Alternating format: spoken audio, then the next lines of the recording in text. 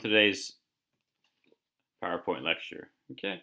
Today we're talking about managerial accounting concepts and principles. Remember, before accounting 211, we focused more about financial accounting. It was all about external users. Today we're talking about more about managerial accounting, people who are within the company, focus on the internal users. What's going on with these people? Okay. Let's see how managerial accounting works. Yeah, every nature of ethics. And managerial accounting, like I said, provides financial and non-financial information for managers of an organization and other decision makers. That's the big thing here. It provides a lot of information to people within the company. Again, it can be financial and non-financial information.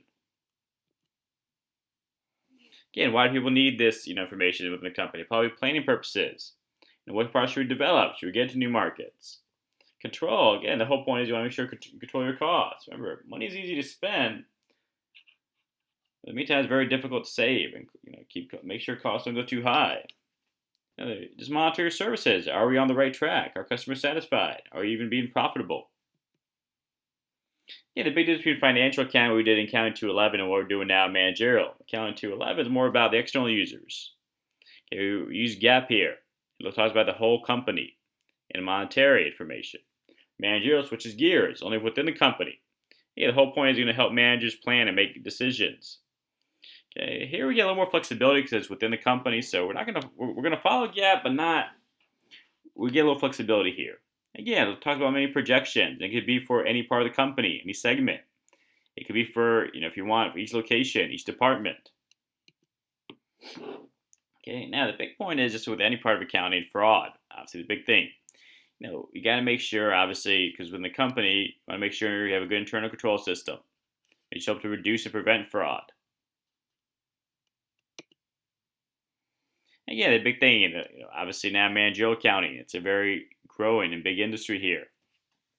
Okay, we see here from entry-level staff accountant all up to CFO. Again here, so obviously some need to know here. There's the two financial and managerial. Okay, that's a big difference here.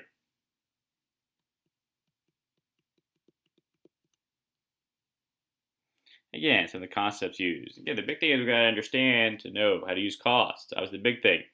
Fixed cost doesn't change with activity. A variable cost will change the more we use it.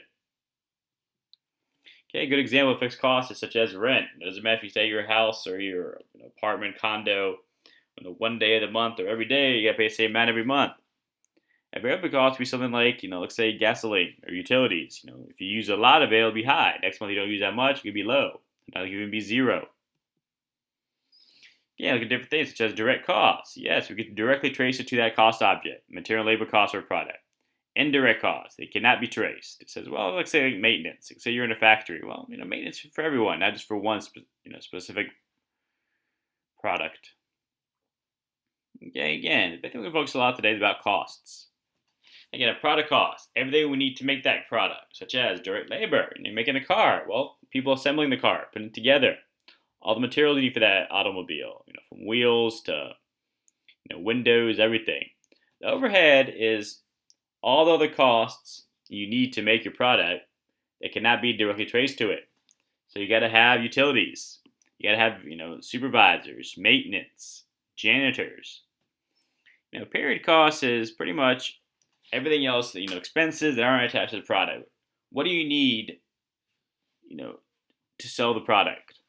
Well, you get that product out there, from selling costs to admin costs. And look at different things here, they all relate. Can we identify each one here? Even a service company uses cost concepts, such as, I'll say Southwest.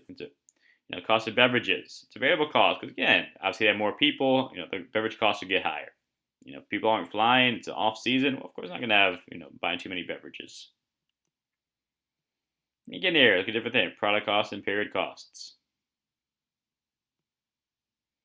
We see here the majority of your cost is going to be direct materials and factory overhead. Again, example of direct materials. Obviously, if you're making a bike, all the steel used to the frame of the mountain bike, you can directly trace it to each bike. Direct labor is people who actually assemble the bike. They're the ones actually putting it together. They're the ones putting the steel together, putting the seat on. the handlebars. And overhead, pretty much like we talked about earlier, everything else you need to make the product that cannot be directly traced to it, from maintenance to cleaning supplies to utility costs, supervisors.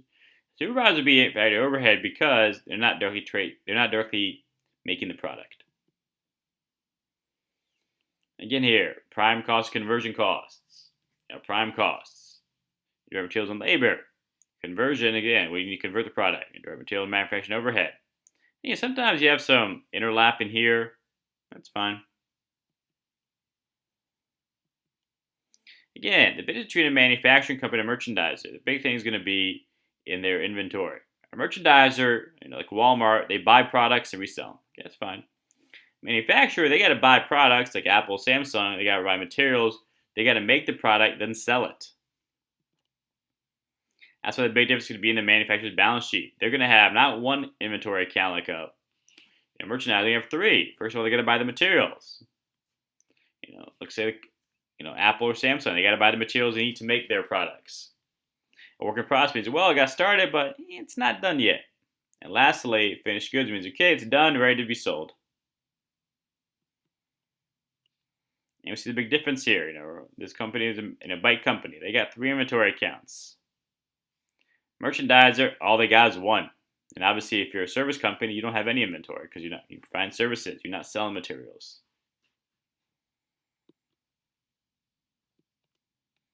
Again, the cost of the income statement, a manufacturer. Again here, you want to follow these formulas to get your cost of goods sold. For merchandiser and a manufacturer. Again here, different things here for need to know.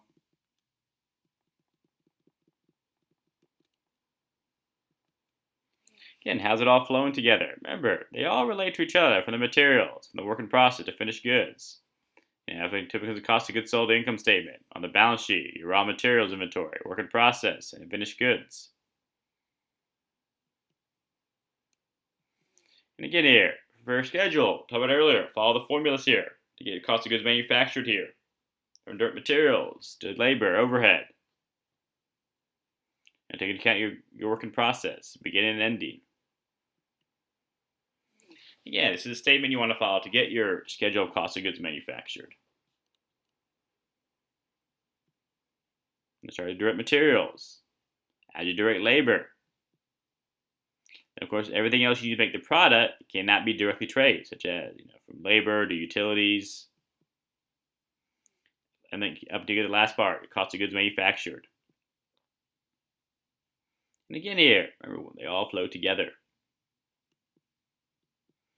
Now, going back to our T account, so make sure you get the balance for each account. Remember, inventory is an asset. They increase with debits, should have debit balances, and decrease with credits. Again here, okay, that's going to be our final balance for raw materials, work in process inventory, and finished goods. And what's going on our balance sheet? Remember, inventory is a current asset. Income statement, sales, the corresponding cost of goods sold. And we look at different trends in managerial accounting. Like the first one, customer orientation. It's all about the customer, continuous improvement, lean manufacturing, pleasing the customer. Quality, again, the quality manager focuses more about, you pay more, but in the meantime, you want higher standards. People want to pay more, but in the meantime, they expect more. Just in time means there's they have very little to no inventory. It's all about, they get just orders, just in time to ship directly to customers. In the value chain, what activities add value to the customer's product or service. Again, you get the impact, an important role. And the whole point is you have an important role because you want to provide accurate cost and performance information. Social responsibility. Here it says companies have a social responsibility to help people, to help their society. Again, inventory turnover. Here again, previous chapter talking about different ratios here. How often do all of our materials turn over? Are we using them efficiently? Are we wasting them? How many days do they remain? Sometimes you have some products that might go bad, especially if you're dealing with food or anything like, things that might lose their value too. Questions? All right, class, everyone's doing well. Let me know if you have any questions, okay? Thank you.